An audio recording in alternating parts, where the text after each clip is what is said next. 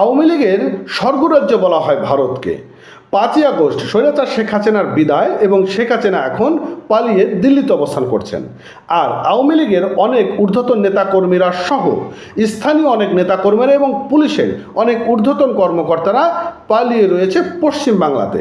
কোথায় রয়েছেন? সেখানে গিয়েও কি তারা থেমে রয়েছেন? না, সেখানেও কিন্তু তারা দাপটের সঙ্গে রয়েছেন। ঘটনাটা কি ঘটেছে? ঘটনা হচ্ছে পশ্চিমবাংলার পুলিশ বাংলাদেশের একজন ঊর্ধ্বতন পুলিশ কর্মকর্তা এবং 3 জন আওয়ামী লীগের কর্মীকে গ্রেপ্তার করেছিল, কিন্তু গ্রেপ্তার করেও কিন্তু 1 ঘন্টার উপরে রাখতে পারেনি। 30 মিনিটের মধ্যেই তাদেরকে ছেড়ে দিতে বাধ্য হয়েছে। কেন বাধ্য হয়েছে? সেখানেও কি তারা অনেক প্রভাব বিস্তার করতে পারে। সেখানেও তো বিজেপি রয়েছে, কংগ্রেস রয়েছে, সেখানেও তো অনেক ঊর্ধ্বতন নেতাকর্মীরা রয়েছেন, তাদের আশ্রয় প্রশ্রয় তো রয়েছেন। এখন তারা যদি সেখানে গিয়েও দাপট দেখাতে না পারেন তাহলে কিসের কি দেখাইলো? চলুন আজকে আমরা BD20 নিউজ পোর্ট থেকে একটা নিউজ শেয়ার করতে যাচ্ছি, যেটা খুব ইম্পর্ট্যান্ট একটি নিউজটা কন্টিনিউ করবেন, ভিডিওটি শেয়ার করবেন।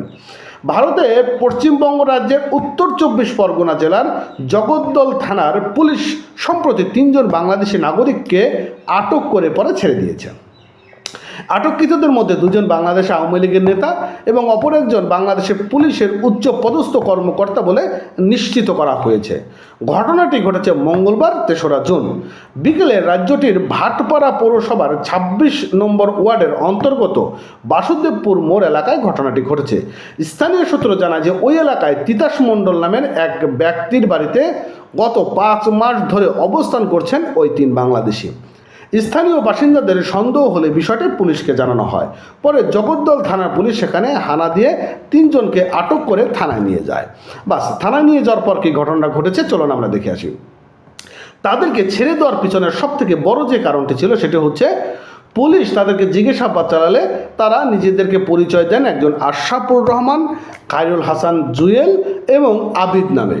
পুলিশের প্রাথমিক তদন্তে দেখা যায় যে তাদের কাছে সবারই বৈধ পাসপোর্ট এবং ভারতীয় ভিসা রয়েছে। এইসব বৈধ নথিপত্র দেখার পরে বিকেলে তাদেরকে ছেড়ে দেওয়া হয়। যদিও এই ঘটনার ফলে স্থানীয় এলাকায় স্বাভাবিকভাবে একটি চাঞ্চল্যকর তথ্য ছড়িয়ে পড়েছে। অর্থাৎ তাদের কাছে বৈধ কাগজপত্র রয়েছে এবং রিনিউ করতেছে। 6 মাস পর 1 বছর হয়ে গেছে, কিন্তু কাগজের মেয়াদ তো ফুরিয়ে যাওয়ার কথা, কিন্তু তারা সেখানে বসে কিন্তু কাগজের মেয়াদ বাড়াচ্ছে দূতাবাসের মাধ্যমে বা এম্বাসির মাধ্যমে। এটাই স্বাভাবিক। পরিচয় প্রকাশের নিয়ে একটা নতুন মোড় আসছে, সেটা হচ্ছে যে এত দূর পর্যন্ত ঘটনাটি রুটিন চেকিং বা জিজ্ঞাসাবাদের মধ্যে সীমাবদ্ধ ছিল না। নতুন তথ্য উঠে আসে যে তারা বিভিন্ন রাজনৈতিক সংশ্লিষ্টতার সাথে জড়িত পুলিশের বড় বড় ঊর্ধ্বতন কর্মকর্তারা ইত্যাদি ইত্যাদি তারা বিষয়গুলো সেখানে তুলে ধরেন। এখন আসি আমরা মূল আলোচনায়। সেটা হচ্ছে সেখানে ভারতের বিভিন্ন জায়গাগুলোতে আওয়ামী লীগের অনেক নেতাকর্মীরা কিন্তু আছে, লুকিয়ে প্রথম পর্যায়ে থাকলেও তারা এখন প্রকাশ হয়ে গিয়েছে। কারণ তারা বিভিন্ন রাজনৈতিক দলের সঙ্গে তারা হাতাহাত করে ফেলছে, সেখানে তারা টাকা নিয়ে গেছে, অর্থ নিয়ে গেছে, সেখানে অনেকেই জমিও ration card, I card, PAN card করে ফেলছে। সেখান থেকে তারা পাসপোর্ট তৈরি করার জন্য ব্যস্ত হয়ে পড়েছে। পাসপোর্ট নিয়ে তারা বিভিন্ন ইউরোপ রাষ্ট্রগুলোতে চলে যাবে, গেলে তো আর কোনো সমস্যা নেই ইত্যাদি ইত্যাদি বিভিন্ন কারণে তারা কিন্তু সেখানে অবস্থান করছে। তো যাই হোক, এই ছিল সর্বশেষ আপডেট। আওয়ামী লীগ শুধু বাংলাদেশও না, তারা বিদেশের মাটিতেও কিন্তু দাপটের সঙ্গে রয়েছে। আজকের এই নিউজ থেকে আমরা প্রমাণিত হলাম। তো ভালো থাকেন, সুস্থ থাকেন, চ্যানেলটি সাবস্ক্রাইব করবেন, পেজটি ফলো করবেন।